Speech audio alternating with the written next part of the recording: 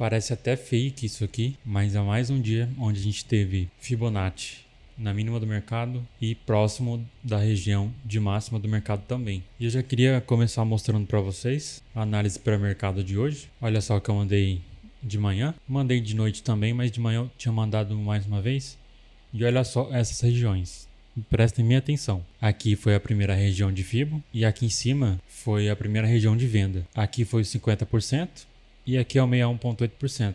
Olha só, 50%, região que a gente comprou e nessa linha, ó, exatamente 129,375 e aqui, ó, 129,375. Isso aqui foi o que eu mandei no grupo da mentoria e no grupo mensal também, que foi o nosso primeiro gatilho pensando na compra. O que aconteceu aqui? Se a gente der um zoom aqui, olha o que o mercado fez. Mínima, máxima, volta a deixar uma mínima mais alta e rompe. Isso aqui nada mais é que o movimento de pivô, que é esse movimento aqui em N. Aqui seria a minha compra. O certo disso aqui seria talvez ter feito uma parcial nessa região de Fibo oposta desse topo até esse fundo. Porque se eu colocar aqui para o lado, você consegue ver que foi a máxima do movimento aqui no 61,8%. Então, se eu entro aqui e saio lá no 61, eu tenho 242 pontos. Eu tinha alguns alvos aqui para cima e eu não zerei a posição.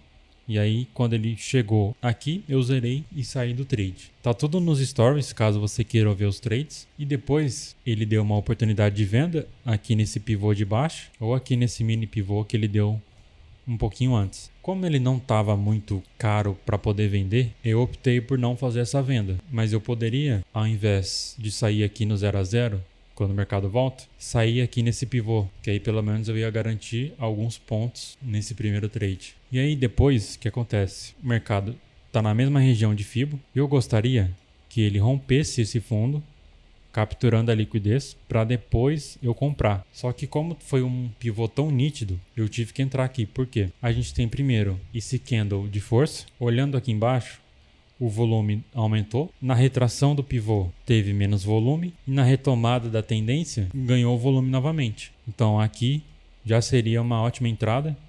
Um pivô super nítido com o volume 100% a favor do que eu queria e estava aqui na região de 50% que eu tinha marcado antes. Já tinha feito alguns fundos aqui que ele segurou bastante. Aqui no meu layout de médias tinha a média de 200 dos 5 minutos que estava segurando bastante também. E aqui também era a região da VWAP do dia anterior, que era aqui, ó, estava passando bem aqui. Então foi por isso que eu comprei aqui e eu saí bem aqui, ó, exatamente aqui nesse ponto, que era um ponto de liquidez que eu tinha marcado aqui antes, era uma região importante aqui que eu marquei, e eu saí com exatamente 360 pontos nesse trade aqui. Aqui também, se eu colocar a Fibo desse movimento aqui de baixo, aqui você consegue ver que ele chegou rompendo a região de Fibo, e apesar de ter essas duas velas fortes como vela vendedora, não teve um pivô aqui, foi um movimento muito rápido, não dando a oportunidade de vender aqui em cima, e também os players não estavam muito a favor. Aqui, nesse topo, mais esse topo e mais esse topo, era uma região muito disputada. Então aqui também era um ponto de liquidez para a gente poder estar marcando. E por isso que o mercado segurou aqui e deu continuidade na alta. Olha o que aconteceu depois. Mandei aqui no grupo também, ó. Nessa região de preço, 129.386, tinha a FIBA que eu tinha mandado na análise pré-mercado, que eu mostrei para vocês. Tinha o alvo desse pivô, que eu já vou mostrar para vocês. E também tinha aqui a VWAP mensal passando. Ou seja, esse pivô de alta aqui, na mínima do dia. Aqui estava dando alvo de 161,8%. Se a gente marcar direitinho aqui, ó, foi exatamente lá. Olha só como Fibonacci respeita. Foi exatamente lá, voltou e depois cravou no alvo de 200%. Fora que no alvo de 100% aqui ele também tinha voltado. Aqui ele recuou 165 pontos. Aqui ele recuou 350 e aqui ele recuou também, ó, 300 pontos. Então essa projeção era uma projeção muito importante. E aí tinha o alvo da projeção, tinha essa VWAP mensal passando aqui em cima, que VWAP sempre é muito importante, como eu falo para vocês, e tinha esse topo, que era um ponto de liquidez que eu tinha marcado, junto com esses fundos aqui, que também era um ponto muito importante.